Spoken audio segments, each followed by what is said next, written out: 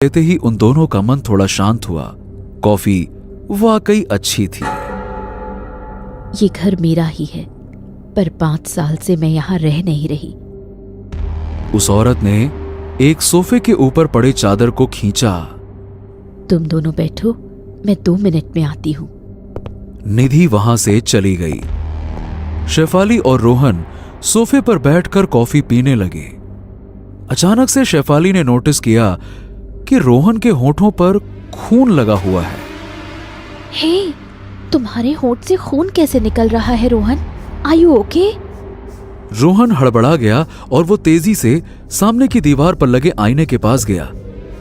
उसने आईने में देखा कि वाकई में उसके होंठ खून से लाल हो चुके थे। एकदम से उसकी नजर कप की ओर गई और उसने देखा कि कप में कॉफी की जगह तो खून भरा हुआ था।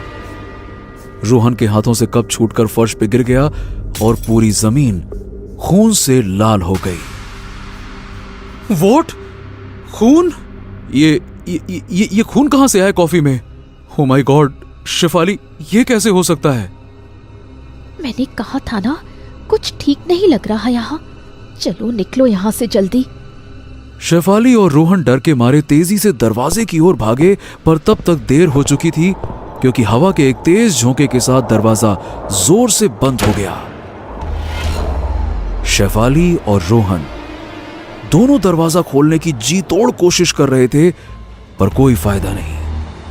तभी पीछे से निधि की आवाज गूंजी। क्या हुआ रोहन? कॉफी अच्छी नहीं लगी? रोहन डर के मारे थर-थर कांप रहा था। निधि अचानक से ठीक उसके सामने आकर खड़ी हो गई। निधि के पीछे एक बड़ा सा आईना था। उस आईने को देखकर रोहन की आंखें फटी की फटी रह गईं। उस आईने में निधि का कोई प्रतिबिंब नहीं दिख रहा था।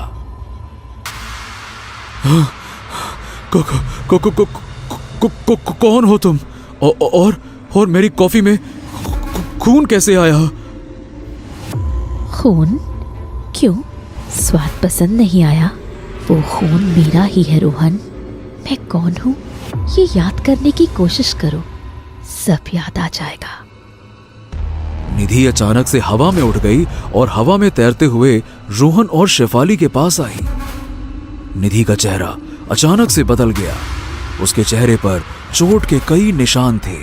माथे से खून रिस रहा था। ऐसा लग रहा था कि उसका घाव अभी अभी ताजा घाव है और उसे अभी अभी बहुत गहरी चोट लगी है। और यह देखकर रोहन और शेफाली दोनों की चीख निकल गई। देखो देखो देखो, प्लीज हमें कुछ मत करना। हम चुपचाप यहाँ से चले जाएंगे। हमें प्लीज छोड़ दो। शेफाली, तुम्हें मुझसे डरने की जरूरत नहीं। तुम्हें कुछ नहीं होगा, पर रोहन के कर्मों का हिसाब आज होकर रहेगा। ये कहते ही अचानक से रोहन का शरीर भी हवा में अपने आप उठ गया। निधि और रोहन दोनों ही हवा में टंगे हुए थे और एक दूसरे की आंखों में झांक रहे थे। निधि ने गुर्राते हुए कहा, अच्छी तरह देख रोहन इस चेहरे को और याद करने की कोशिश कर। रोहन ने बहुत गौर से निधि को देखा और अचानक उसे ठीक वही हाईवे और वही जगह याद आई जहां आज निधि का एक्सीडेंट हुआ था। वो कांपते हुए निधि से बोला,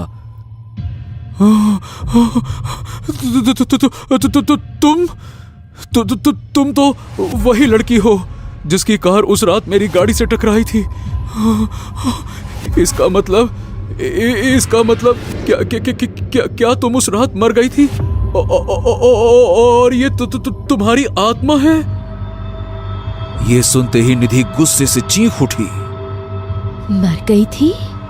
नहीं रोहन, मैं मरी नहीं थी। मुझे तुमने मार दिया था। आज से 5 साल पहले इसी हाईवे से मैं ऑफिस से अपने घर लौट रही थी। तुम शराब के नशे में गाड़ी चला रहे थे। तुमने मेरी गाड़ी को टक्कर मारी। मैं डिवाइडर से टकरा गई। तुम्हारे साथ एक दूसरी लड़की थी, जैसे आज शेफाली है। उसने भी तुम्हें रोका था, पर तुमने एक ना सुनी। मैं खून से लथपथ अकेली वहां तड़प तड़प कर मर गई। निधि फिर से गुस्से में चिल्लाई। तुमने मुझे अकेले को नहीं मारा रोहन, मेरी एक बच्ची भी थी जिसे तुमने पैदा होने से पहले ही मार दिया। रोहन गिड़गिड़ाने लगा। देखो देखो देखो देखो, मुझसे गलती हो गई निधि। मैं बहुत नशे में था, मुझे माफ कर दो प्लीज, मुझे माफ कर दो, मुझसे गलती हो गई, माफ कर दो मुझे, माफ कर दो। I am sorry Nidhi, I am sorry. ये सुनते ही निधि ठहाके मारने लगी। माफ कर दूं तुम्हें, कर देती अगर तुमने सिर्फ मुझे मारा होता, मगर तुमने मुझे नहीं मेरी बेटी को भी मार दिया, और इसके लिए तुम्हें मिलेगी सजाए मौत। निधि एकदम से रोहन की गर्दन पकड़ लेती है और जोर से दबाने लगती है। धीरे धीरे रोहन का चेहरा नीला पड़ने लगा। शेफाली दौड़कर निधि के पास आई।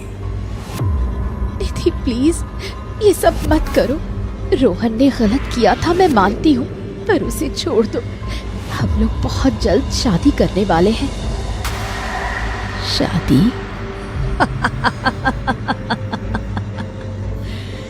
तुम बिल्कुल नादान हो शेफाली।